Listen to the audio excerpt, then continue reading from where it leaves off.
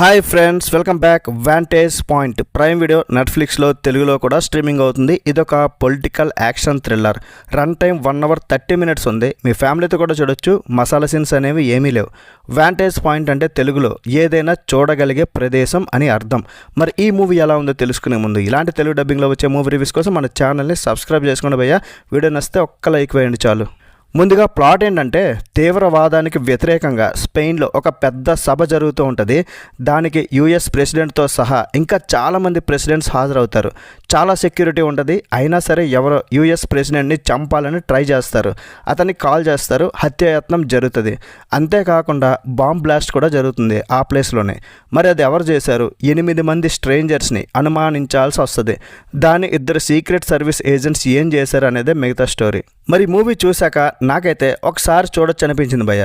It's a decent watch. మరీ అనుకున్నంత లేదు కానీ ఓకే.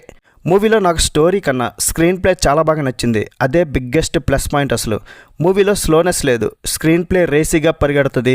మీ బ్రెయిన్ షార్ప్గా పనిచేయాలి. రెగ్యులర్ ఇన్వెస్టిగేషన్ మూవీలో ఉండదు. టైం లూప్ కాన్సెప్ట్లా ఉంటుంది. అంటే మానాడు సినిమా చూసుంటే మీకు అర్థమవుద్ది. ఒకే సీన్ని కొంతమంది పాయింట్ ఆఫ్ వ్యూలో రీక్రియేట్ చేస్తారు. మూవీ మొత్తం అదే ఉంటుంది. First half no problem. ఇక సెకండ్ హాఫే కొంచెం డల్ అయింది. ఆ హత్య ఎవరు చేయాలనుకున్నారు వాళ్ళని మనం గెస్ చేయలేం. అండ్ ఆ ప్రెసిడెంట్ గురించి ఒక ట్విస్ట్ అయితే మనకి 45 minutes తర్వాత వస్తుంది. యాక్షన్ చెప్పుకోదగ్గ ట్విస్ట్లు అనుకున్నంతగా లేవు. అదొకటే ప్రాబ్లం. యాక్టింగ్ ప్రతి ఒక్కరిది బాగుంది. ముఖ్యంగా డెన్నిస్ క్వైడ్, అతను ఒక కామిక్ యాక్టర్.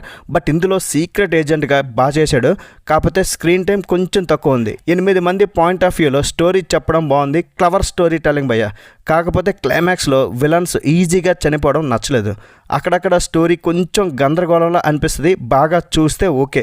టెక్నికల్గా మూవీ యావరేజ్గా ఉంది. తెలుగు డబ్బింగ్ పర్లేదు అనిపించింది. ఫైనలీ ఈ పాయింట్ బాగానే ఉన్నా సరే ఇష్టమైన పెయింటింగ్లో ఉంటే ఇంకా బాగున్నాం. మరి ఈ మూవీకి నేను ఇచ్చే రేటింగ్ ఏంటంటే 3/5. That's it guys. ఇలాంటి మరిన్ని రివ్యూస్ కోసం మన ఛానల్ని సబ్స్క్రైబ్ చేసుకుని నెక్స్ట్ వీడియోలో మళ్ళీ కలుద్దాం. లైక్ చేయడం, కామెంట్ చేయడం, షేర్ చేయడం అస్సలు మర్చిపోవద్దు. Bye bye. జై హింద్.